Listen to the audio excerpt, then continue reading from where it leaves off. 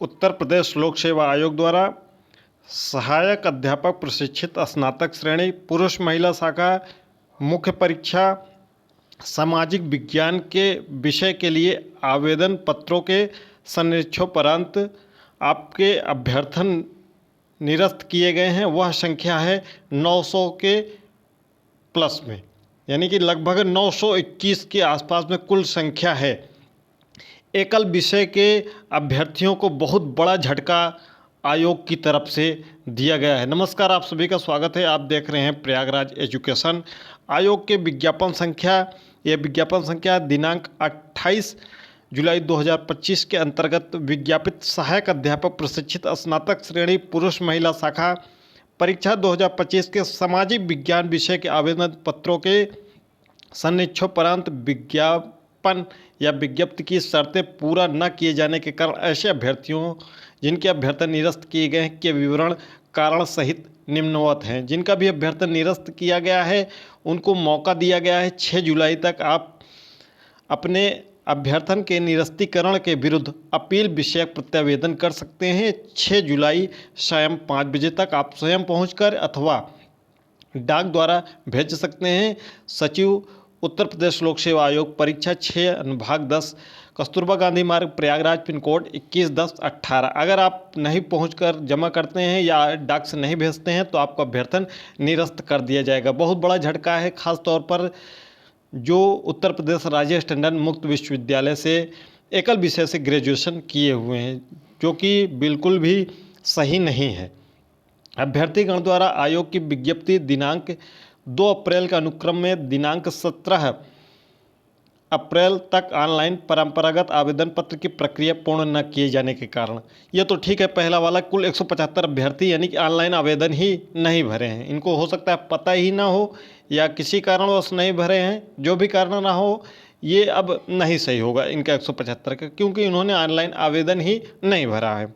दूसरा है, कुल 65 अभ्यर्थी हैं जिन्होंने अपना फॉर्म नहीं प्रेषित किया है। ये पूरी PDF टेलीग्राम चैनल पर मिल जाएगी, लिंक डिस्क्रिप्शन बॉक्स में है।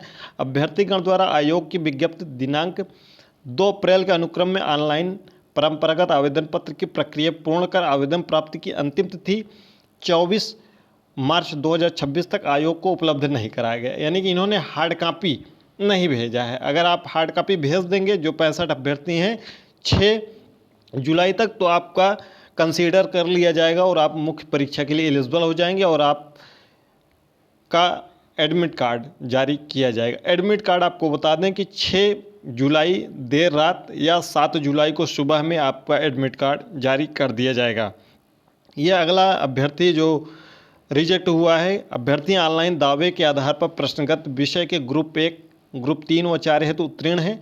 अभ्यर्थी ग्रुप 1, 3, 4 की विज्ञापित अनिवार्य हर्ताएं धारित न करने का, हो सकता है इनके पास बीएड स्पेशल ना हो इसलिए, या डीएड स्पेशल ना हो इसलिए। अगला भी वही है, ग्रुप 3, 4 में ये सब हैं, स्पेशल वाले मैटर हैं। स्पेशल अगर आप नहीं किए हैं तो आपका रिजेक्ट हो जाएगा। इसमें भी स्पेशल वाला मैटर है।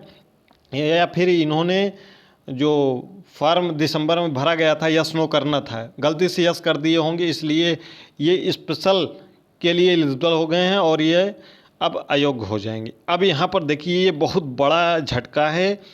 कुल जो अभ्यर्थियों की संख्या है, एक बार 206, फिर उसके बाद एक बार आगे देखेंगे इसी में 104, फिर इसी में देखेंगे अपना रोल नंबर PDF में देखने के लिए टेलीग्राम से इसको डाउनलोड कर सकते हैं 33, और फिर जो संख्या है वह 26। ये कुल 4 शिफ्ट में इनका अलग अलग कॉलम करके दिया गया है। कुल 369 ऐसे अभ्यर्थी हैं जिन्होंने उत्तर प्रदेश राजेश टंडन मुक्त विश्वविद्यालय से एकल विषय में कोर्स किया है। तो यहाँ पर लिखा हुआ है कि उक्त अभ्यर्थियों द्वारा प्रश्नगत पद हेतु निर्धारित अनिवार्य हर्ता 1 भारत में विधि द्वारा स्थापित किसी विश्वविद्यालय, मान्यता विश्वविद्यालय संस्था से इतिहास, भूगोल, राजनीति विज्ञान तथा अर्थशास्त्र विषयों में से कम 2 विषयों में स्नातक की उपाधि होनी चाहिए के सापेक्ष संपूरक एक विषय के रूप में उत्तर प्रदेश राजेश टंडन मुक्त विश्वविद्यालय से एकल विषय राजनीति विज्ञान, इतिहास, भूगोल, अर्थशास्त्र में सर्टिफिकेट कोर्स का प्रमाण पत्र प्रस्तुत किया गया है। आयोग द्वारा उक्त सर्टिफिकेट कोर्स को स्नातक न मानते हुए एकल विषय में सर्टिफिकेट कोर्स का प्रमाण पत्र धारित करने वाले अभ्यर्थियों को अनर्ह कर दिया गया है। यानी कि जिन्होंने भी उत्तर प्रदेश राजेश टंडन मुक्त विश्वविद्यालय से एकल विषय से अपना ये कम्बिनेशन बनाने के लिए कोर्स किया था, इनको आयोग ने बाहर का रास्ता दिखा दिया गया है। 369 अभ्यर्थी हैं। अब यह मैटर आगे जरूर तूल पकड़ेगा। निश्चित रूप से यह बहुत ही अभ्यर्थियों के सामने संकट की घड़ी है, जो 369 अभ्यर्थी मुख्य परीक्षा की कई दिनों से लगातार तैयारी कर रहे थे। तो देखते हैं आगे क्या होता है। इस पर निश्चित रूप से आयोग अभ्यर्थी जरूर जाएंगे और आयोग अगर इस पर नहीं मानता तो निश्चित रूप से यह मामला अब कोर्ट तक भी जा सकता है। अगला जो 6 अभ्यर्थी हैं, अभ्यर्थीगण द्वारा संलग्न बीएड उपाधि दिनांक 28 तक अपूर्ण होने कारण, यानी कि बीएड इनका कंप्लीट नहीं है 28 अगस्त 2025 तक। अगला फिर है जो लिस्ट है, उक्त अभ्यर्थियों द्वारा प्रश्नगत पद हेतु निर्धारित अनिवार्य अर्हता भारत में विधि द्वारा स्थापित किसी विश्वविद्यालय, मानित विश्वविद्यालय संस्था से इतिहास, भूगोल, राजनीति विज्ञान, अर्थशास्त्र विषयों में से कम किन्हीं 2 विषयों में स्नातक उपाधि अथवा अनिवार्य अर्हता भारत में एनसीटीई द्वारा मान्यता प्राप्त किसी कोर्स में शिक्षा स्नातक बीएड की उपाधि के समर्थन में संलग्न अभिलेखों प्रमाण पत्रों के अनुसार विज्ञापित समस्त अनिवार्य अर्हताओं को परिपूर्ण न करने के आधार पर, यानी कि इनका 2 विषय नहीं होगा या तो बीएड नहीं होगा, कोई ना कोई इसमें से कारण है। ये कुल अभ्यर्थियों की जो संख्या है वह 117 है। आगे हैं 27 अभ्यर्थियों की लिस्ट है, जो कि अभ्यर्थीगण द्वारा प्रश्नगत पद हेतु अनिवार्य अर्हता 1 भारत में विधि द्वारा स्थापित किसी विश्वविद्यालय, मानित विश्वविद्यालय संस्था से इतिहास, भूगोल, राजनीति विज्ञान तथा अर्थशास्त्र विषयों में से कम किन्हीं 2 विषयों में स्नातक उपाधि के सापेक्ष स्नातक अंक प्रमाण पत्रों को उपर्युक्त 2 विषयों का उल्लेख।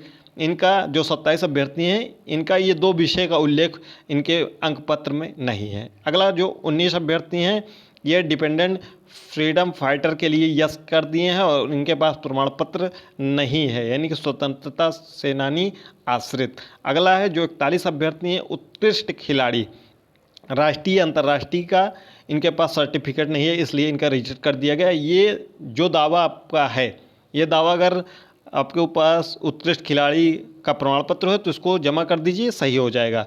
अगला भी इसी प्रकार से है कि इनका उत्कृष्ट खिलाड़ी का जो शासनादेश है 7 जनवरी 2022 के अनुसार, उसके अनुसार ये अमान्य है।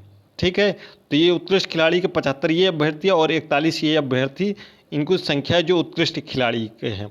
अगला है उत्तर प्रदेश राजकीय कर्मियों को आयु में प्राप्त होने वाली छूट का दावा, किंतु दावे के समर्थन में परंपरागत आवेदन पत्र में किसी राजकीय सेवा में सेवारत होने का उल्लेख न तो उल्लेख किया गया, न ही अनापत्ति प्रमाण पत्र संलग्न किया गया, यानी कि एनओसी नहीं संलग्न किए हैं, न तो उसमें कहीं दिखाए हैं कि हम उत्तर प्रदेश के कोई राजकीय कर्मी हैं। अगला है इनका मुख्य परीक्षा के लिए परंपरागत आवेदन पत्र ही नहीं प्रस्तुत किए हैं, तो प्रस्तुत कर दीजिए भाई, आपका सही हो जाएगा। ये हस्ताक्षर नहीं किए हैं तो हस्ताक्षर कर दीजिए, इसमें कोई बहुत बड़ी दिक्कत नहीं है, आपका सही हो जाएगा। हस्ताक्षर जाकर कर दीजिए जरूर। अगला अभ्यर्थीगण द्वारा मुख्य परीक्षा लिए परंपरागत आवेदन पत्र में अंकित जन्म तिथि संलग्न हाई स्कूल अंक पत्र प्रमाण पत्र में अलग। ये कुल 9 अभ्यर्थी हैं जिनका हाई स्कूल में डीओबी और फार्म में डीओबी अलग है। अगला ये कुल 7 अभ्यर्थी हैं जो दिव्यांगजन हैं और उनके पास प्रमाण पत्र नहीं। अगर आपके पास पीएच का सर्टिफिकेट है तो आप संलग्न कर दीजिए। ये सभी चीज़ें आपको 6 जुलाई तक करनी है। ये बहुत बड़ा झटका है कुल 369 अभ्यर्थियों का, जिन्होंने उत्तर प्रदेश राजेश टंडन मुक्त विश्वविद्यालय से एकल विषय में सर्टिफिकेट कोर्स किया था। ये बहुत बड़ा झटका है सामाजिक विषय के अभ्यर्थियों के लिए, क्योंकि इनका किसी न किसी एक विषय में ग्रेजुएशन होता है और एक विषय नहीं होता। इसके लिए एकल विषय से उत्तर प्रदेश राजेश टंडन मुक्त विश्वविद्यालय शांतिपुरम फाफामऊ से ये इसका कोर्स करते हैं और ये 369 अभ्यर्थियों के लिए बहुत बड़ा झटका है।